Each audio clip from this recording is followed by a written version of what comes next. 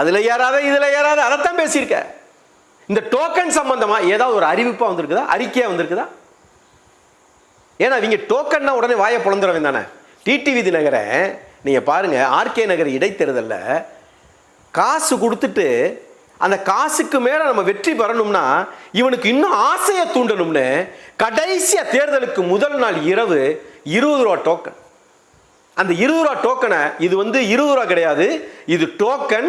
நான் வெற்றி பெற்று வந்துட்டா 1000 ரூபா, இந்த டோக்கனுக்கு 1000 ரூபா. அந்த 20 ரூபாங்கிறது ஒரு டோக்கன். இந்த 20 ரூபாய் நீ கொடுத்தேன்னா நான் ஜெயிச்சு வந்துட்டா உனக்கு 1000 ரூபா. வெற்றி பெற்றுட்டாரு, எங்க கொடுத்தாரா? மிகப்பெரிய அளவுல அரசியல்ல மாற்றங்கள் வந்துகிட்டு இருக்கு நம்ம நினைச்சுக்கிட்டு இருக்கோம்.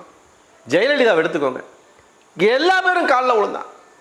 காலில் விழுகாத ஆளே கிடையாது, பூரா பேரும் காலில் விழுந்தான்.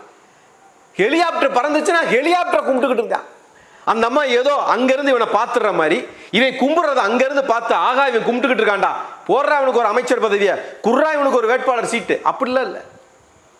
ஏங்க நிழலை கும்பிட்டவன்லாம் இருக்கான். அந்த அம்மா போற ஹெலிகாப்டருடைய நிழலை கும்பிட்டவன்லாம் இருக்கான்.